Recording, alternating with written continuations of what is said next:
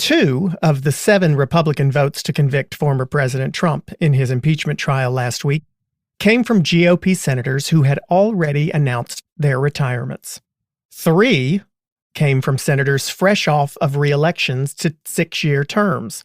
Only 2 of those conviction votes from Republicans, Utah's Mitt Romney and Alaska's Lisa Murkowski, will actually have to face voters in the next 4 years. Now, voters being able to hold their representatives accountable is a hallmark of democracies, right? But when our leaders become more interested in being reelected than they are in doing the right thing, our system can find itself incredibly weakened. Several major issues in our electoral system actually do more to serve the elected officials than the voters. Things like political gerrymandering, the viability of third parties, and the ridiculous amounts of money in politics. These are all issues that a majority of Americans agree need reform, but there's this desire for self-preservation that's kept any actual change from taking place in a whole bunch of these areas because no one ever wants to really drain the swamp when they're still swimming in it. But every so often, either after retiring or losing re-election, a member of Congress steps forward and speaks from experience about some of the darkest and most hypocritical parts of the American political system. I'm Clay Aiken, and this week, Politicon welcomes one of those very few, former Congressman David Jolly.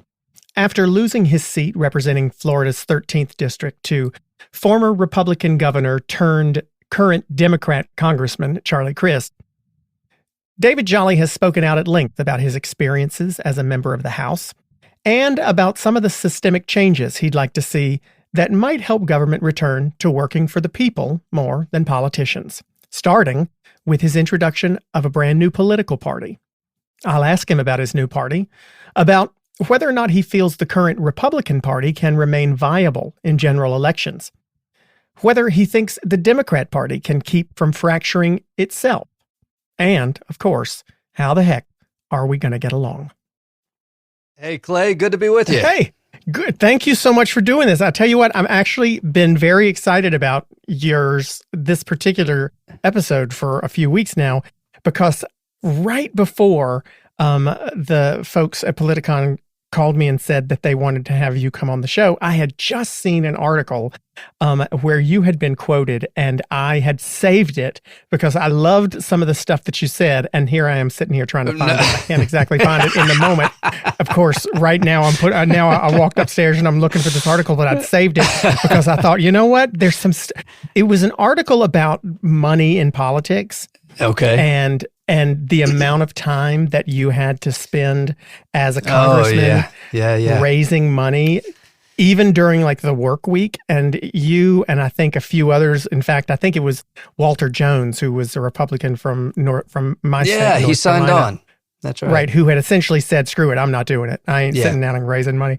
And I thought, there's a lot of stuff that I'm sure that we wouldn't agree on in policy areas, but that's one thing that I think I would totally sign on to, because it's just, what the hell is wrong with this whole system of, there are certain things that are set up to benefit the people in office more than the people who they're serving, absolutely. Right? And I'm an attorney. I spent probably 6 months trying to extract a policy out of all the campaign finance universe that would make sense. And so this only applied to members of Congress and would have prohibited them from soliciting money directly. Once you hold the public trust, I said no more soliciting money. It wouldn't have applied to candidates who didn't hold office. And it landed me on 60 Minutes for what I said to the president of CBS News. I said, look, I know how you do your craft. I don't want to know what you're doing with the secret cameras. Just don't make me a whistleblower. Right. And my wife and I, the night it aired, we flew to New York to do the media stuff that day and the day after. And when I saw it, I said, "Oh boy, we're a whistleblower." And my caucus didn't talk to me again. Right. Well, so why? I can't imagine. Nobody likes doing that, right? Nobody in Congress wants to go across the street and do call time, do they? No, there are a few. Actually, Virginia Fox loves it. Loves it. Loves everything about it. Really? It's crazy. Yeah, well, she loves I it. ain't trying to lie. That is a woman who I would not answer the phone for. But but it can't be. I mean, except for Fox. Yeah. It can't be fun. I mean, listen, I ran for Congress. It was my least favorite thing in the world to do, to call people and ask for money. But why don't members of the House and the Senate get behind something that would eliminate that sort of, I mean, it can sometimes be an unfair advantage to either party. It's something that I would think would help both parties if you didn't have to worry about your opponent being able to outrage you. Yeah, but neither side is going to unilaterally disarm, and they don't trust each other enough to reform it between the two parties. It really, and look, in terms of younger members, you're instructed. I mean, everything about your progression in Congress goes back to the amount of money you can raise. When Boehner said to me, "Hey, I've never done this to a freshman, but I'm going to put you on this committee," and I said, "Great, thank you. Is there anything I need to do?" He said, "Just take care of your responsibility across the street." That was the only thing he said. Just take care of your responsibility across the street. And then Cantor came in and told me I had to raise $18,000 a day. That's the way it works. But so you're really not really doing any, I mean, considering the maximum amount that someone can donate is, $2,600. Yeah. You can't do anything else while you're there, can you? No, and that was the angle I took, was the amount of time it takes. And I tried to make sure it was, bipartisan in its criticism. There was actually an orientation slide from the Dems in 2012, I think, with a model schedule for the week for new members. And 20 hours a week was raising money. And that's what they instructed their freshmen. So what happens when someone says what happens when a Walter Jones joins as a freshman back in the 80s and says, "I'm not doing this"? So you immediately get sidelined, and when it comes to any committee assignments, any opportunities to introduce legislation, have your legislation heard, to amend legislation, you're basically considered, persona non grata. And so what you have to be able to do, and AOC is a good example, is you have to be able to create a national constituency, right? If you're going to be a disruptor, you have to create a national constituency that overcomes the leverage that your leadership holds on you. AOC did that, right? I mean, she sat in Pelosi's lobby in her first week in office and joined a protest, but she could do it because she has a national constituency that gets her back, and Pelosi knows it. If you don't have that national constituency, the old saying, if you're going to swing at the king, you better get him. You're kind of shoved aside. So you said something about that else that stuck out to me. You said that they don't trust each other enough. Is that as true as I fear it is? I mean, do Mitch McConnell and Chuck Schumer truly not trust each other? Not only do they not trust each other, they don't like each other. I mean, that is something that has changed in our politics in the last 30 or 40 years. Each of those elements, they don't trust each other and they don't like each other. We all remember the stories. Everybody says Reagan, Tip O'Neill is an example, but a former colleague of mine, or I guess a predecessor of mine in Congress from Florida, Sam Gibbons, he once quipped that bipartisanship ended with the invention of the jet airplane. And his point was, there was an era for probably almost 200 years in this country where members were elected by their community, went to Washington, did the people's work, returned home to report back on it. And while they were in Washington, they forged relationships. And they did not have the opportunities we have today when it comes to mass media, with any cable platform you want to espouse and affirm your views. Now, social media, none of these tools for weaponizing our politics really existed. Today, you have those tools, and you also have a schedule where members fly in time for the first vote. They get out of town after the last vote. Sometimes they go home, but often they're going around the country raising money. And then they're coming back the next week to do it all again. You never spend time with people across the aisle. And so not only does that reflect a breakdown in bipartisanship, but it's a whole lot easier to insult your colleagues on national TV if you don't have any relationship with them, right? It's a lot harder if you've forged a relationship with somebody to go on TV and really slam them. How much of this did you know before you ran? I didn't know a lot of it. It's funny. It's one of the great misconceptions about me. My critics in politics I like to think they get a couple things wrong, but they get one major thing wrong when they try to characterize my work in politics. So I was a staffer for the better part of my whole career before I ran. I wasn't planning on running, but for about 20 years, I had worked with Capitol Hill or in one capacity or another. So everybody assumed that I was dialed into the fundraising network, that I knew exactly how it worked, that I was aware of how leadership quashes independent voices, that I was part of the machine. But I wasn't, because when I got elected when I went to work on Capitol Hill in 95, I went to work for a member who had been elected in 1970.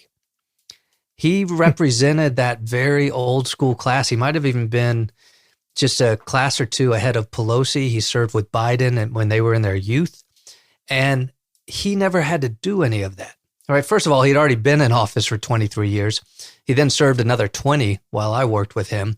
And so we were never part of the machine. This is a guy who famously, when Bush 41 called him to ask for a vote to raise taxes, he told his chief of staff at the time, tell him I'm busy. I'm taking my kids to the Mexican restaurant down the street. And he meant it. Wow. And when he would be asked to raise money, he'd say no. And when they would have these special retreats and, take the airplane here if you raise a certain amount of money, he didn't care about that stuff. So I was never exposed to it like I was when I was elected. And my initial race was a special election. So the eyes of the nation were on it. It was a 50-50 district. Obama had won it twice. It was held by a Republican member. And I think about $14 million was spent in 10 weeks, which at the time was some sort of record. Mercy. It's not now, but it was then. In a House race, it's not even still a record in a House race? Oh, no. I mean, the Ossoff House race against Karen Handel was, I think, $50 million. But importantly, Clay, so I talk about the economy. Talk about taking money out of the economy. This is it's ridiculous. If we took all the money we spent on campaigns and gave people stimulus with that money, Lord, it'd be a different story, wouldn't it? I've become a huge advocate of public campaign financing because of this reason. We have probably the worst system in the developed world. But I'll tell you, so what happened is I get to Congress and everybody has given it the altar, right? That $14 million in 10 weeks came from anybody and everybody who was interested in politics. I'm then facing another election 8 months away. And that's when Cantor tells me I've got to go raise, I think it was $18,000. It was $16,000 or $18,000 a week or a day. And I said, how am I supposed to do that? Now I'm the most junior member of Congress, right? 435 out of 435 on no committee assignments. No lobbyists are interested in helping me. They already have. And my community has given every dime they have in this race. But that was the only expectation on me. And Cantor actually said to my staffer in the room, he said, look, here's the problem you're going to have. Jolly's a new member of Congress. He has all these ideas. He's going to want to wake up and do legislation. He said, you have to make sure every day, instead of legislating, he focuses on raising money. And that, Clay, I bristled, and that's when I kind of knew. And what'd you do? Did you walk across the street and do call time? No. Really? I ended it. No. I never did. In fact, the NRCC, when the 60 Minutes episode aired that had that anecdote in it, I didn't name names like I did tonight. And the NRCC said it never happened. And so the only press response I had during the fallout after my 60 Minutes episode was I said, it was on the third floor in this room at this time. And if they'll publish their calendar, you'll see who was in the room. And I never heard anything from them again. But look, I guess I already was a bit of a critic of the campaign finance system, but it took serving for me to realize we got to break the whole system down and rebuild it. How much do you think that hurt you in your race in your final campaign? Yeah. So in my final race, I had been redistricted, right? I was in a 50-50 district, which I love. I think every district should be 50-50. It's why I'm a gerrymander reform advocate. Well, trust me, this is why I'm telling you, this is why I've been excited to talk to you, because it seems like all the things you lived it. As a Republican, you support. I support as a Democrat also. You know, I did. I ran specifically in the district that I ran. Well, I lived in it too, but I got interested in it because it was so gerrymandered towards the Republican side that, you know, the person who was in it just didn't care, didn't show up, didn't do anything, didn't try to campaign. And I said, well, okay, then ignore me if you can. And so I ran for that reason. But you know, I get really excited when we can have someone on this show that I would disagree with on plenty of issues. Fine. That's the way it's supposed to work, but can find agreement with. And I've been really pumped to be able to talk about campaign finance, gerrymandering, and I can't wait to talk about your party stuff too in a minute. But these are things that I agree with you really would change, you know, putting the power back into the hands of people instead of politicians. So your final race, you were saying you had been redistricted, and what did it end up being? Yeah, so it was a district then that Obama had won by 9 or 10, and generically Dems favor it by maybe 3 or 4 points.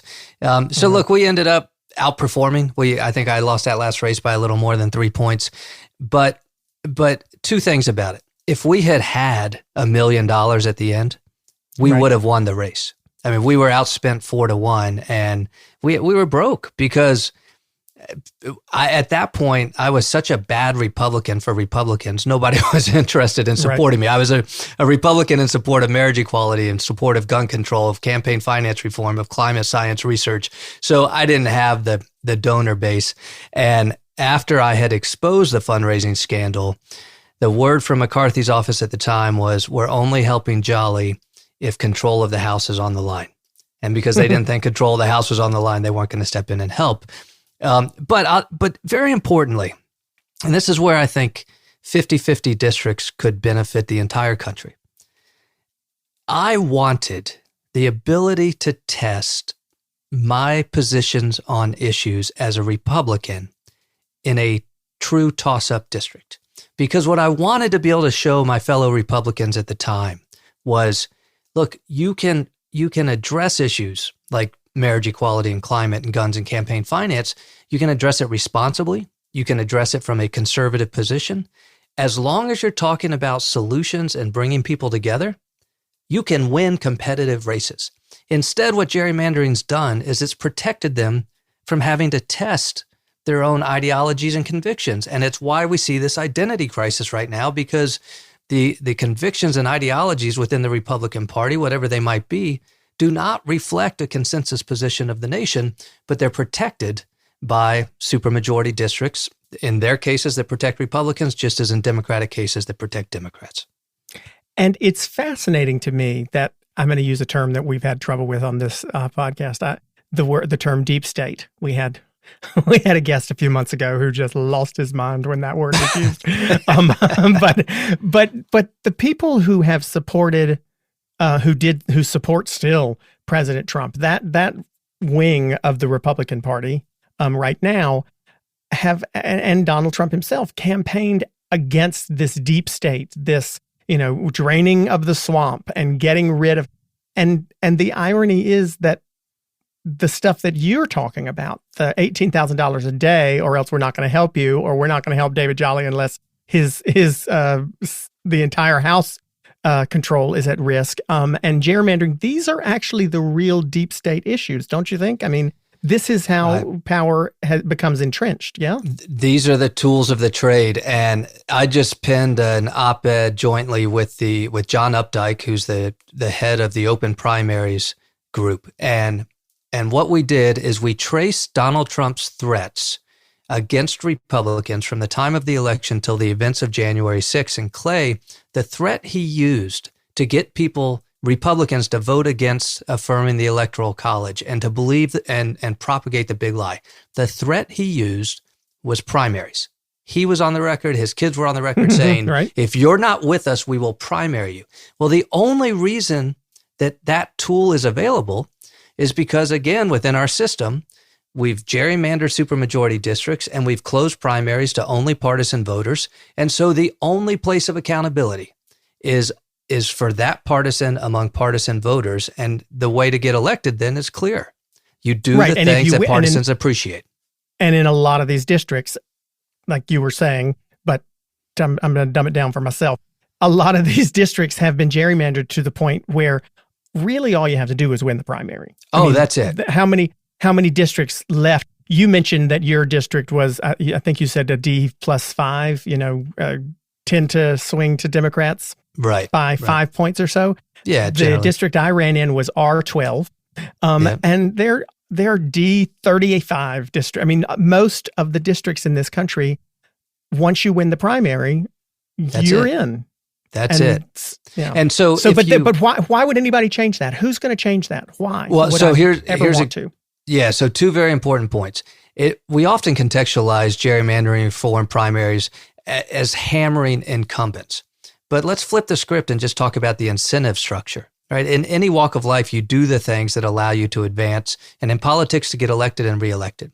So the system is set up to reward partisanship. So those are the behaviors we see.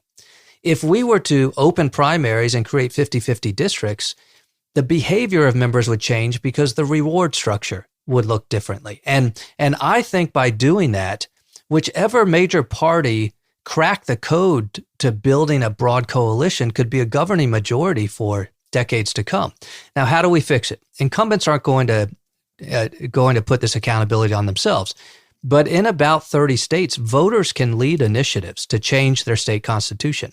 In Arizona, we saw independent commissions to draw district lines devoid of political influence of politicians. We've seen similar in the state of Florida, a constitutional amendment that requires geographic compactness. In Maine, the voters passed ranked choice voting. We've seen flirtations with open primaries. So voters have a lot of power. It's just a pretty dispassionate issue, right? Most people come to politics because of reproductive rights or the economy. They don't want to talk about electoral reform. I wanted to talk about money in politics throughout my whole campaign, and all my consultants said, not sexy enough, not sexy enough. Yeah, isn't it amazing? Nobody votes on these issues. That's amazing. Yeah, and so you probably saw this. There might be an issue that 80% of your community agrees with Clay Aiken on. But if you ask them what's going to drive you to vote, that ranks number 10. And so you don't talk about it. If you're lucky. So gosh, I have so many questions for you. What? Well, I got questions for you. Well, I will give you 30 seconds at the end. What do you think will motivate people to want to do this? I mean, to understand. I just wrote down a question for later, but I'll ask it now. No, I won't. I'll wait. I'm usually good at this. I swear to God, David. But I'm so excited about these particular issues. So, I mean, let's move on to, we've talked about money. We've talked about gerrymandering. Breaking the two-party stranglehold. I want to talk about that before I get into some of these other ones, because, people have tried it. It's difficult to do. You are making an effort right now to start a third party. SAM, but tell people what it stands for. Yeah, the Serve America movement has been around about 3 or 4 years. I became its chairman a year ago, and it is challenging this viability equation of new parties. And let's be very real about this. Let's not be naive. About once in a generation, moments come along where independent politics emerge. You can go back 100 years to the Bull Moosers. You can go to Depression-era politics, and then FDR serves 4 terms, and then the country says, we don't want a 4-term president. They amend the Constitution. Watergate, Ross Perot, Donald Trump. We're in one of those eras right now. But what is unique about those moments, I believe, is the moment meets you halfway, right?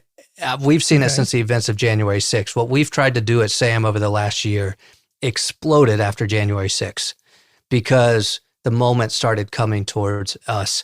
And here's where I think the big challenge is and how the SAM party operates differently than most parties. Gallup was out that said 60% of the country supports a new party. But what's interesting is it's not a monolithic 60%, right? Some think we need a more conservative Republican Party. We need a Trump party. Some would say Democrats need to be more progressive. Some would say we need a moderate party. But what we always experiment in the new party space with is trying to find a dot on the left-right spectrum and say, here's where the majority of people are. And it never works, Clay. It never works. Okay. I'm agreeing with you because that would be my next question, but I'm fascinated. So keep going. So here's what the Serve America movement has arrived upon. And there's been a lot of trial and error. And having been in politics for now maybe 30 years, I love where this is and where this is going. Sam's approach is to move our politics to a different spectrum, not the left-right spectrum. Okay. Let's present a big tent coalition where progressives, moderates, and conservatives are all welcome. But what we share in common, what we coalesce around, is a commitment to problem solving, to transparency, to accountability, and to electoral reform. The notion that for the issues we face today, some of the best answers are on the left, some are on the right, some are in the middle. We're not trying to moderate, right? Your ideology is a personal conviction if you're left, right, or center. We're saying bring that conviction and let's figure out how to solve problems related to healthcare, immigration, taxes, regulation, climate, and let's do so on a platform that works. What the example I give is when House Dems nearly lost the House this past November. They nearly lost the House, and they had an internal meeting 2 or 3 days later that was widely reported, and the progressives got upset with the moderates, and the moderates got upset with the progressives. The problem is not the differing ideology. That's not a problem, that's a blessing, that we have differing ideologies and we can talk about them in the United States. It's one of the great blessings we have. The problem is that we don't have a party structure that is built to accommodate contrasting ideologies. That's what Sam's trying to do. So so you're saying that if I'm a pro-choice voter, or I'm a pro-choice candidate, or I'm or Congress member, that I could be a member of the Sam party, even though some other member in my party might be pro-life and staunchly pro-life, and we might vote completely differently on that particular issue or on legislation having to do with this stimulus bill right now. 100%. So then what would be, so would caucuses not happen in Congress either? Would the party not caucus together if it had a bunch of seats and oh no, it certainly would. Together? It certainly would, because what brings us together is a commitment to solving the problems in front of the country, a commitment to transparent politics, to electoral reform, all these things. But let me play out the scenario for you. Okay. Let's start with the recognition that the politics from the Sun Belt to the Industrial Belt, from the East Coast to the West Coast are different. The ideologies are different. Why is it that I can't be a viable member of the Republican Party if I'm in Manhattan or San Francisco? Why is it I can't be a viable member of the Democratic Party if I come from Pasco County, Florida? Just because the ideology of the community I represent? So first of all, what Sam recognizes is let those ideologies emerge naturally in our body politic. This was kind of the original vision of our founders. And let's create a platform where then these ideologies get worked together and meld together. So let's say you're a passionate reproductive rights advocate. Mm-hmm. All we're asking you to do is to have visibility to and to see and to understand the issues on the other side of that coin, right? So not to get too far into the politics of abortion rights, but Roe v. Wade set out a viability test. And that was in 1972. Within the Roe framework, is viability still the standard today? Because viability is different in 2021 than it was in 1972. Is that a legitimate policy conversation to have? Of course it is. But there's no room electorally for Democrats to have that conversation, just as there's no room on the right to have a conversation that Roe also establishes that fundamental reproductive right of a woman. And so we go to our tribal camps and we say it's all or nothing on both sides. Right. We're not solving any of these issues if that's the way our politics continue to proceed.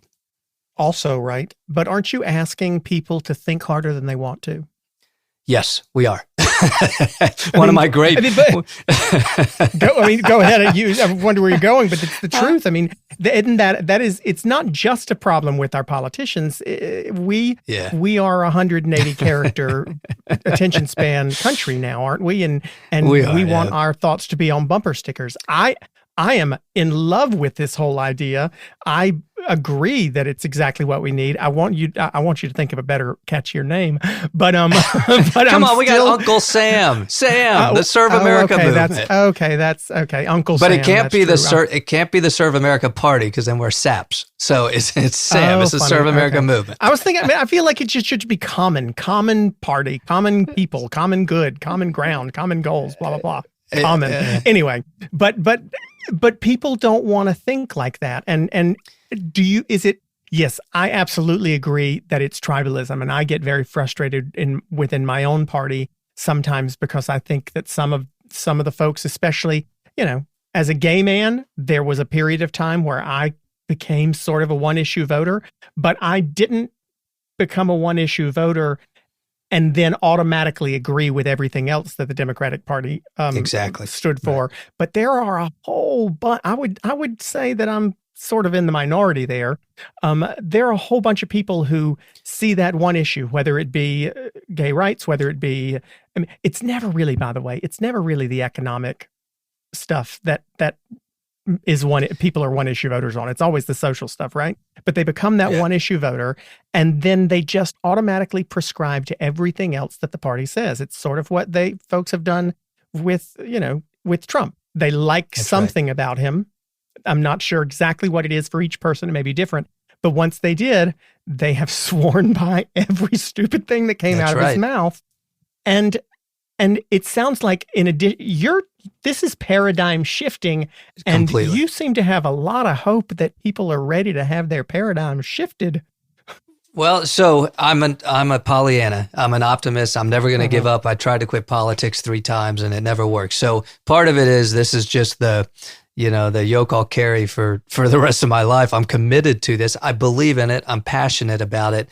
I do think we're in one of those moments, but I'll tell you 2 things. When I got this question the other night from somebody who said, is it really possible? I said, well, if we don't try, it's never going to happen. And I'm not willing to quit, because that means the other side wins. And I'm not willing to let that happen.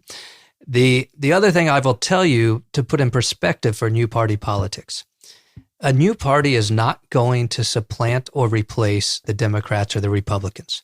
They have a rich history. They have a rich future ahead of them. And they are the home for people for whom ideology informs their political association, right? If you are dogmatic about progressive issues, you're a Democrat. You might have these wranglings within the party over the Bernie wing and whatever. And if you're a hardcore conservative, well, you're a Republican, and you're part of this identity crisis about what the Republican Party means today. But Clay, we're talking about registered voters now who are approaching and surpassing in some states 40, even 50%, who are rejecting that approach to politics, who are saying ideology is not the most important thing for me. And what they're saying is perhaps what informs my political associations is actually just a government that works, that's willing to work together and to solve the problems we face. And that goes back to the Sam model, that sometimes those solutions are left, right, sometimes they're middle. But a lot of the electorate just wants the problem solved. They don't care what the ideological underpinning of the solution is. That's where we're trying to operate. But to build this movement, you have to, agreed, you won't supplant either one of those that have been around for, the youngest for 150 years. But you've got to move people from those parties in order to build the movement, right? So you've got to be able to come to somebody like me and say, I know that you are progressive on economic issues and these issues and conservative on these, but and how do you plan to do that? How are you able to get someone who ran on a Democrat ticket or who has been a lifelong Republican to say, you know what, I'm going to do what David Jolly did, and I'm going to take a leap here and join something that we may never be in the majority in my lifetime. Yeah. It's a great question. And I would say if we're honest with ourselves, I think most of us would have to acknowledge that a coalition like SAM or like another, but built on those principles, is more welcoming of your personal ideologies than either the two major parties right now. We are truly a big tent. So that is the reason why. The hindrance I think most people face is they don't believe in the viability. And that's my job as the chairman of the Serve America movement, is to create viability. How do we do that? Part of it is there is no political infrastructure for a problem-solving coalition. There's not even one for a moderate coalition if you stick with ideology. There is infrastructure for the two major parties. So we have to build an infrastructure. That includes financing, that includes polling, that includes recruiting, that includes media, the whole thing. You've got to build an infrastructure around this. And then to build a party, we have to do two things at the same time. We have to recruit and run and win in local races, which we have successfully done in New York and Connecticut, and we're now expanding to 3 or 4 other states in this next cycle. We also, at the same time, while we're building from the bottom up, we need some high-profile wins to convince voters that this is a legitimate option for you. When people register to vote, how you gonna do that if you ain't raising money? Well, so right, how you gonna do that if you ain't doing call time, David? These are no small problems. What I will tell you is unsolicited donations into SAM have gone up. Our traffic's gone up 2,000%. Our unsolicited donations have probably gone up 5,000% in the last 45 days. Because people are saying we want this. Now, I can tell you this as well. You understand the power of marketing and advertising. If I get this message out, last night on MSNBC, we were talking about new parties with Brian Williams. And it wasn't an opportunity for me to give the pitch for SAM, right? But we were talking about new parties like SAM in the context of the current political environment. When people hear the message, they begin to act with their traffic, with their clicks, with their money. And so part of it is we've got to do that. That's also why a high-profile candidacy could be a very powerful tool for new party politics. This episode is sponsored by Apostrophe, a prescription skincare company for people that are ready to take their acne seriously. The prescription acne treatment really works, but it's kind of a pain to get. You got to take time off work. You got to go see a doctor. You got to sit in line at the pharmacy. This is all until Apostrophe came along. Now, Apostrophe makes it so easy to see a board-certified dermatologist online, and you're going to get treated immediately, and all your medications are going to come straight to your home. All you got to do is fill out Apostrophe's online questionnaire, and you tell them about your skin concerns, some medical history, snap a few selfies, and your dermatologist will get back to you with a customized treatment plan that's made just for you. The best part, is that Apostrophe doesn't just offer the topical stuff. They have the oral medications too. And you know that you can treat your acne from the inside out or the outside in.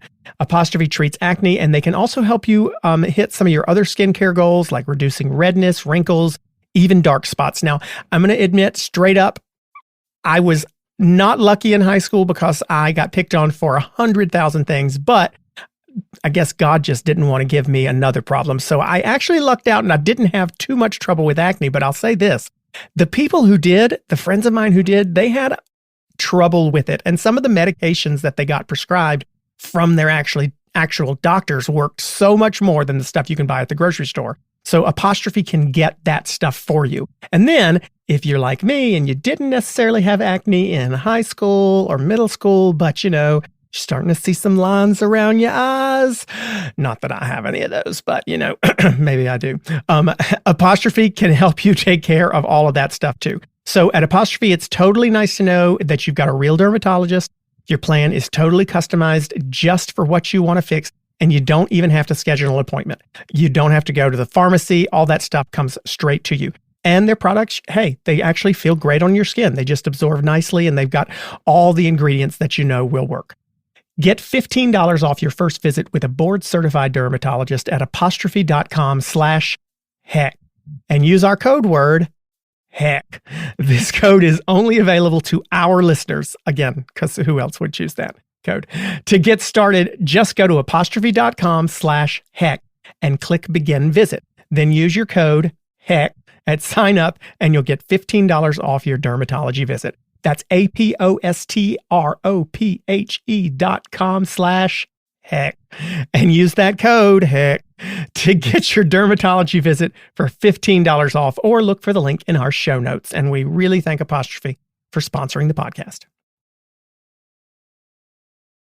When you said infrastructure earlier, you were talking about the logistics of even getting on ballots. I mean, what does that take in I don't even know what it takes in my state, but in Nebraska, I mean, in any of these states, to get somebody on a ballot, what is it? I mean, what do you have to do? Yeah. So how do the libertarians have people on every single ballot in this country, even though they ain't never won anything? Because they've been at it a long time. So we have a system of federalism, right? So all 50 states are 50 different rules. So a new party has to crack the code in all 50 states. And listen, let's be honest, the R's and D's have put up some big hurdles. In the state of New York, you ready for this? And they change the rules when it's not working for them. In the state of New York, Sam ran a unity ticket for governor and lieutenant governor, Democratic mayor from Syracuse, or Republican mayor from the village of Pelham. Let me. Sure. I want to pause you just for a second. You said Sam ran a ticket, Democrat mayor from. Oh God, I've already missed that part. But from Syracuse, from Syracuse. But you still put their party in front of their name. So are people not registering to Sam and becoming Sam when they run? Can they maintain their other party affiliation? So this is where every state's different. And so New York is a unique case where what happens is you run, and if you pass a threshold, you then get to claim party status for a party. So in this case— So just New York. Yeah, so New York is different than Connecticut, different from Florida, and so forth. So our unity ticket passed that threshold, and we were granted 4 years of party status. That gives us certain campaign finance matching privileges. It gives us automatic ballot access to races. So what did Cuomo and the legislature do? They changed the rules.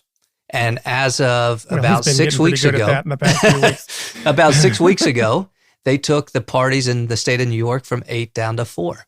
Florida has different challenges. I could sign up the Sam party tonight with 3 signatures and some bylaws, but it doesn't give me ballot access. I've got to go get 70 or 80 or 100,000 signatures to get ballot access. But like the challenges are real. I ain't never seen them win nothing in my life. But they're on every state. Here's why it works, Clay. Once you qualify, the key is to keep qualified. So take those parties in New York that kept their status. The Working Families Party, for instance, kept their status. The way they did it— It's too damn high party. The way they keep their status is they nominate Biden or Trump. And so if you're a New York voter, you see Biden as the Democratic nominee, but you see Biden as the Working Families nominee. All the Working Families Party has to do is get 100-something thousand people to choose Biden on their line, then the Dems, and they get to keep it. Got it. So you're having to be a magician figuring out all of the logistics for all of those states also. We got a big team. We got people a lot smarter than I am at this. What about those folks who say, I mean, and I kind of know what the stock answer is, but I want to know like the real one. The people who say, if you are a Republican or former Republican who is starting this movement and it is in response to a major fracturing on the Republican side. Hell, Trump might do his own third part. Who knows? That Sam is only going to probably attract Republicans, and therefore it will do more to help elect Democrats than it will to bridge some sort of divide. Where you stand depends on where you sit, because I get exactly the opposite of that just as often. That, Jolly's on MSNBC. Really? If he runs for governor of the state of Florida as an independent, he's going to split the Democrats and hand the governor's mansion back to the Republicans. But you hit on something interesting, which is this ideology premise to new parties. I don't think the answer for conservatives is to start a new conservative party, because for that exact reason, I don't think it works. What we're doing at Sam is totally different, and it's kind of devoid of, as I mentioned, trying to stick a dot somewhere on that left-right spectrum. Isn't that what these parties initially were about anyway? I mean, Republicans weren't about pro-life or pro-gun or anti-marriage equality, and Democrats weren't about pro-choice and anti-gun and that they were about the not ideology so much as philosophy. Republicans believed in that a smaller, correct me if I'm wrong, for a while that a smaller government would help grow the middle class, less restrictions, less regulation, less taxes. And Democrats believed in the ability and the power of government to do those things and help those things become a reality. That's where they started. They have become ideological. So are you really even changing the spectrum, or are you just kind of taking it back to where the principles of the thing in the first place? That, our party is not about a specific ideology other than we believe that government should work for the people instead of for the politicians. Yeah, look, I love that question because I think in many ways the latter. I mean, it was just in the late 90s when the Republican Party still had what you would call liberal New England Republicans. Right. And you had Gingrich Southern conservatives in the same tent.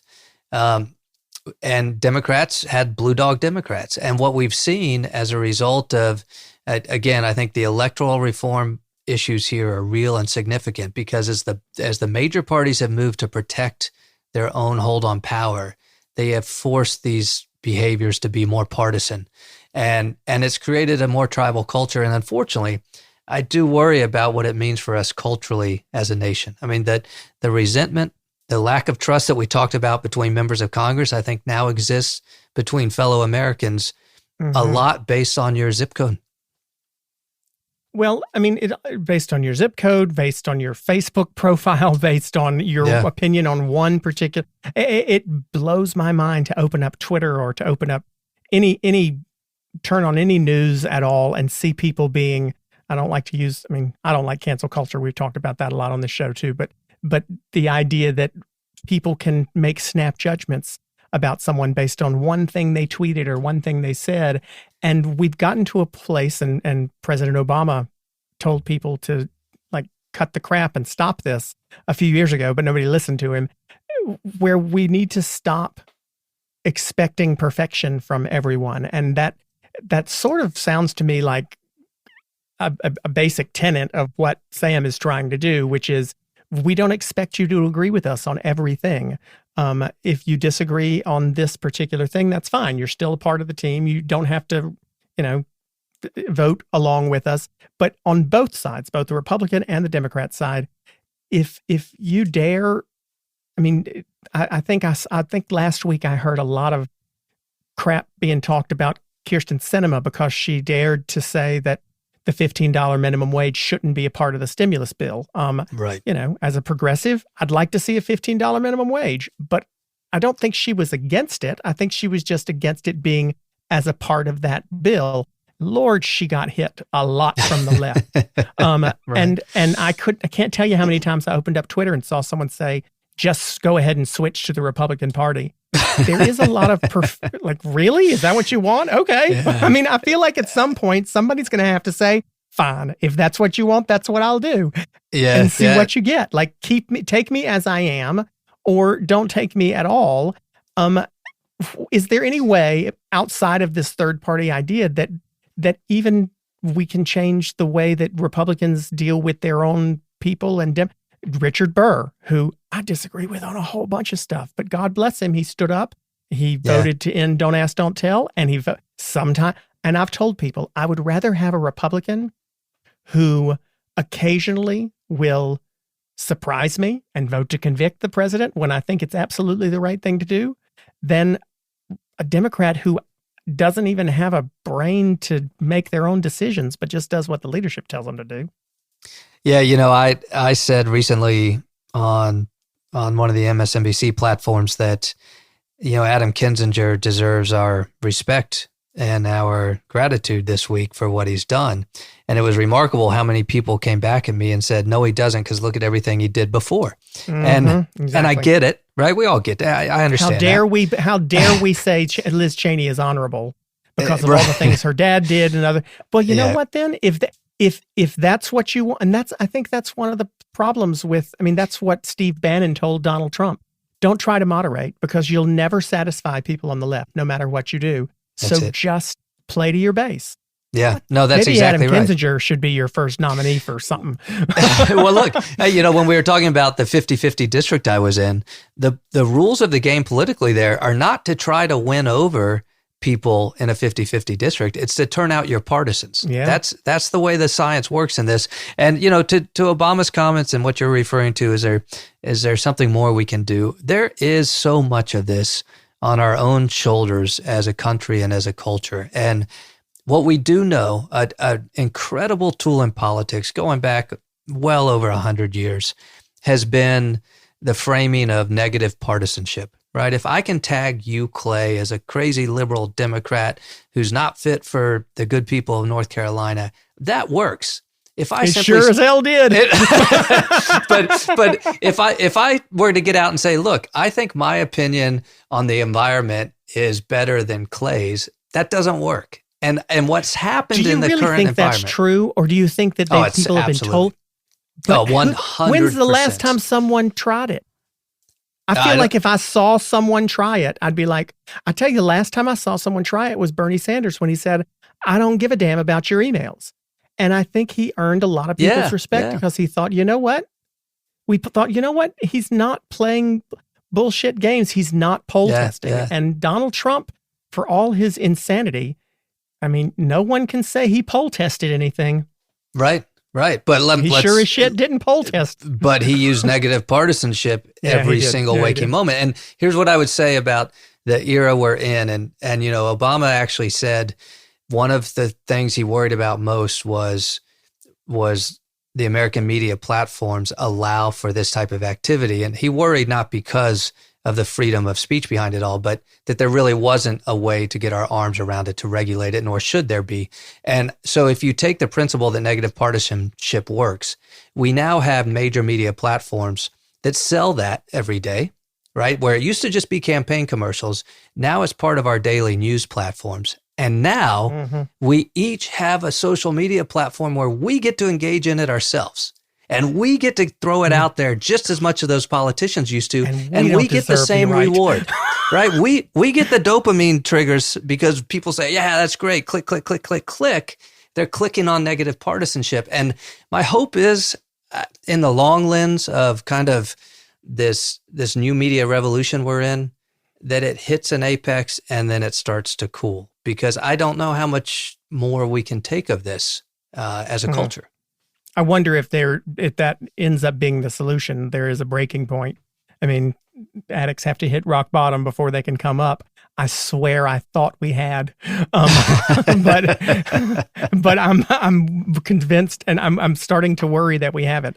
I want to get to questions from our listeners because people sent them in, but I am more excited about what I want to talk to you about tonight. I do want to ask, we've talked about three things: money in politics, gerrymandering, and opening up or trying to break this stranglehold on two powerhouse parties being the only choices. Right. If you could only choose one, because I don't know the answer to this. I ask myself all the time, which of these would be the most important to go first with? There's certainly, I think, a trickle-down effect that each one of them could have on the other. But if you could only choose one, either getting all money out of politics, introducing third and fourth parties and other options, or getting rid of partisan gerrymandering, what do you think would be the one to go first? What do you think would be the one that would affect the other changes? I agree with you. It's kind of a domino. You do a change to any one of them, it affects all of them, but hands down, not just generic gerrymandering reform, but the implementation of as many 50-50 districts as possible would forever change political behavior. We would never talk about term limits again. We wouldn't need them. Exactly. Because it would restore the ability of voters to truly choose who they wanted to represent them. And, very importantly, there are some voting rights protections that would be involved in this. I'm not suggesting we obliterate those. There are also some natural demographic political communities, right? There's a place, I think it's a Harlem district that's a D plus 46. And in deep red Texas, Hinterling has like an R plus 43. We're not going to change those. Right. But I once did kind of a back of the napkin math when I was sitting in Congress in the middle of the night, one night during a session. And I think we could get legitimate 50-50 districts in about 300 seats in the House.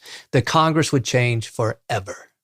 So you're actually talking about, I mean, not to turn a bad word good, but to potentially gerrymander to specifically make that goal a 50-50. That's right. So a lot of the fair districts reforms focus on geographic compactness, right? We're trained to not like squiggly lines from the time we're in elementary school.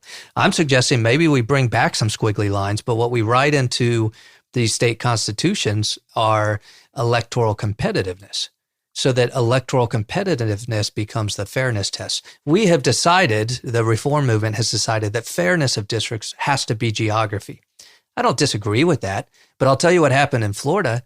It kicked out the four most moderate members of the Florida delegation: myself, Gwen Graham, Carlos Curbelo, Patrick Murphy, Ileana Ross-Lehtinen. Our state delegation became more partisan, not less, because geography actually squeezed out the moderates. I would suggest, I'm sitting right here in one of the most gerrymandered states in the country now, and it wasn't as I grew up. So I'm with you on that. Yeah. So I would suggest, again, accommodating for Voting Rights Act protections. We actually write into the law electoral competitiveness has to be a factor in map drawing. Well, that was the answer I was hoping you'd give. So, thank you. Let's move on to some of our questions from listeners. People can email questions to our guests every week, or to us for our guests every week at God, you've gotten me so flustered and excited, at podcasts@politicon.com, or you can send them to us on Twitter or Instagram at Politicon. And we have several people who wrote in for you. Joshua from Santa Fe, New Mexico asked, after the rancor of the election, why should either side want to work with the other? Yeah, look, that's a very good question. And it's one of those moments where I try to withhold personal judgment on people. I think we all should, in all walks of life.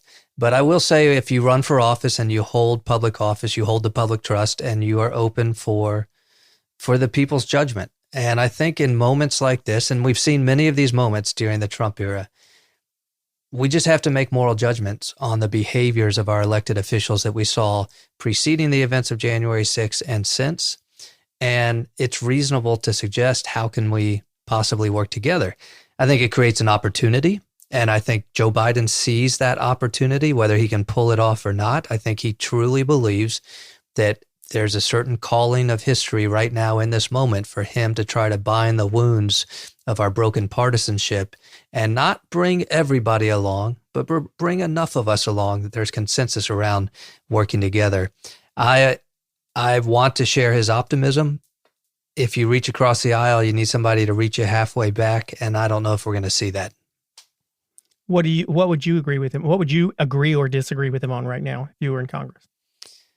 Oh, I agree on a lot of, look, what drew me to the Republican Party were more some constitutional premises around, when Obama issued the 4 executive orders on immigration, he acknowledged he didn't know if he had that power. I don't think he did. I don't think any president, a Republican president, didn't.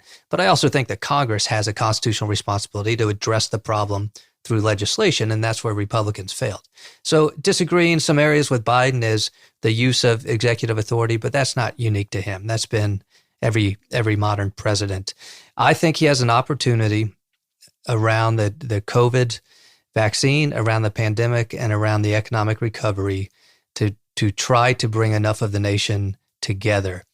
That is where, though, I am suspicious of the leaders of today's Republican Party, that they're not willing to give Biden that win. Because much like McConnell said about Obama, Republicans' plan is to try to make Biden a one-term president and to take back the House in 2 years, and they can't do that if they elevate Biden's favorability or give Democrats a legislative win. And I agree with you. In fairness, though, Democrats' goal was to make Bush and Trump a one-term president too. And I mean, Absolutely. Neither party wants to give the other side a win. So that's right. Orrin from Savannah, Georgia asks, if your new party is successful, how can it avoid corporate capture?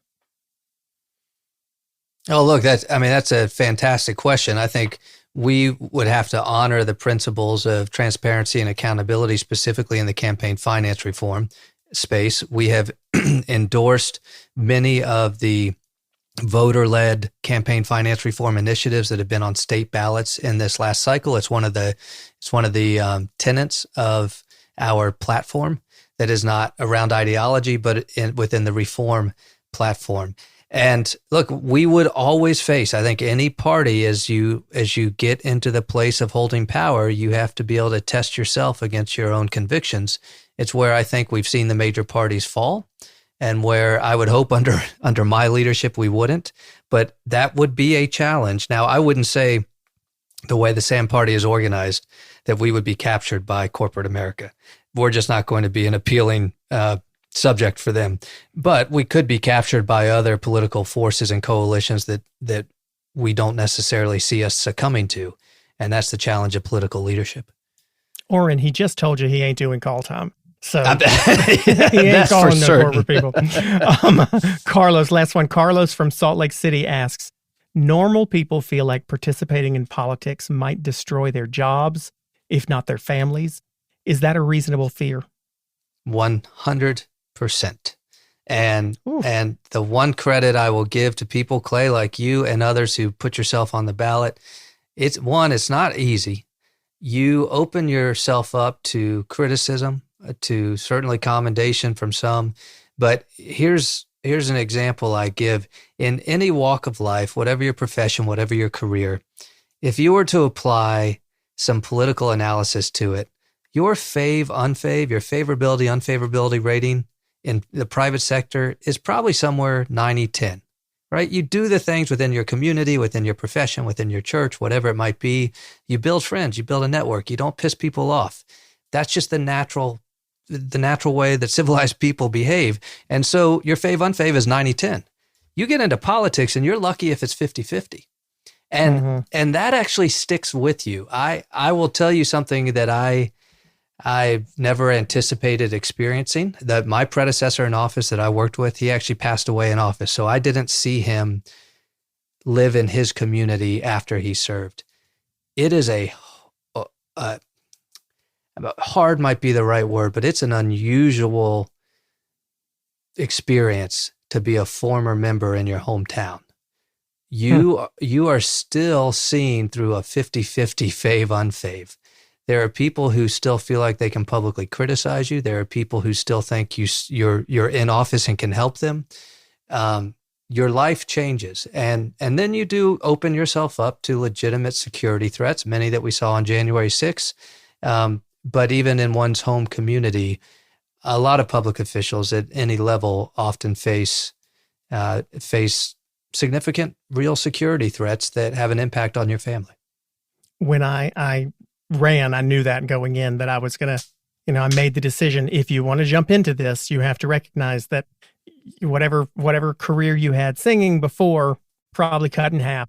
I was somewhat fortunate to have started on a show where I got criticized on national TV in front of 40 million people every single week, and then jumped right into a tabloid scenario where I got embarrassed in the rags all the time. So my skin was very thick. But I'll tell you, after my campaign, I'll never forget, I can totally relive this situation if I close my eyes and think about it.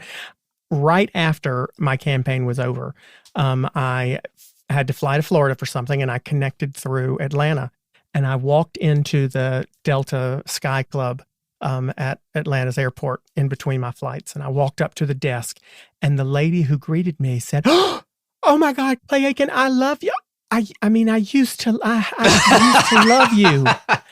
And I said, "Well, what do you mean you used to?" She said, "I just can't support you anymore now that you're a Democrat."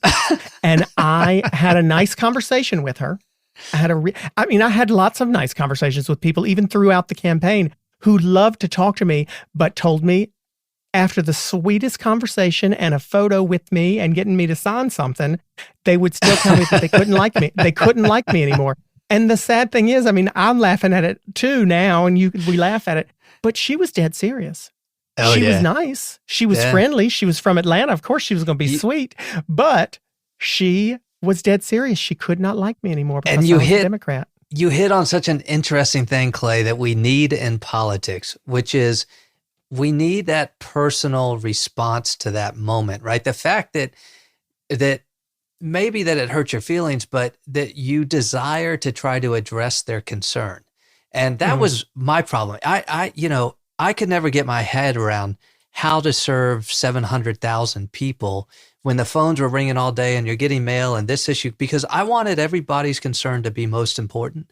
And the unfortunate thing in today's politics is the most successful politicians out there don't listen to those conversations. They ignore them. They don't let those conversations matter to them because they just have to operate on this fundraising scale and to go on TV and get the message out that's going to get enough votes. And I can think of numerous politicians that have been able to turn off that very human response in situations like that. And they're the successful ones. I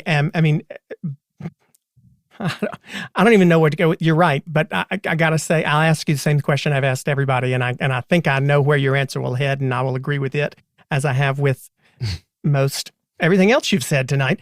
But how the heck are we going to get along? Yeah, so that's where the calling of the moment is on us, and the question is, how can we do it collectively? We have a political system that has produced this type of leadership, but we reward it with our votes. And at some point, collectively, we have to make a decision that we're changing directions. Some of that, as I mentioned, in the very dispassionate space of electoral reforms, would allow us to do that more. But some of it is speaking out on, look, we can condemn behaviors in elected officials. We can condemn behaviors in our politics while still loving our brother and our sister and the people we might even be condemning in that moment. We can speak out about this stuff, and we have to. But we can't let it break who we are as a people. And that's what I think is new in the last 4 or 5 years. And what I hope, kind of in the awesome power of the bully pulpit, as the tone has shifted, maybe the temperature will dial down and we'll realize that the relationships that really bring us together, the love that binds us together, has nothing to do with politics. It has to do with a shared human experience. And that is what will sustain us through this broken chapter in our politics. Well, David, if you can figure out how to put that on a bumper sticker, then I think you guys will do very well when you run. That's just the problem. But I agree with, I can't tell you, like I said, how much I have looked forward to talking about all of this, because it's really, after running, these are the things that I think have to change also. And I'm thrilled that you're working on it. I'm thrilled that Sam is working on it. Give me a call. Let me help out somehow, because I think that what you're doing is much, much needed. And tell people this website they can go to how do we find you if we want to learn more? Yeah, so for Sam, check out joinsam.org, or we have a content-driven site at samstudio.org. I've got a website at davidjolly.com. You can reach me there. Look, we need, whether Sam's the right flavor for your politics or not, what we do need is a broad coalition of reform-minded people. And I got to imagine the followers of your politics, the listeners of this podcast, we're largely in agreement around a lot of these reform issues. So let's all be a part of the solution here. Joinsam.org, davidjolly.com. Check those out. David Jolly, thank you so much for being with us this week. Next week is actually for you folks listening, next week is actually our 52nd episode, our 1 year anniversary, our final. We've made it all the way around the sun in my house office now. And so next week is a very special episode that I am so excited about, because my congressman, who's been my congressman since I was in second grade, is going to be joining us.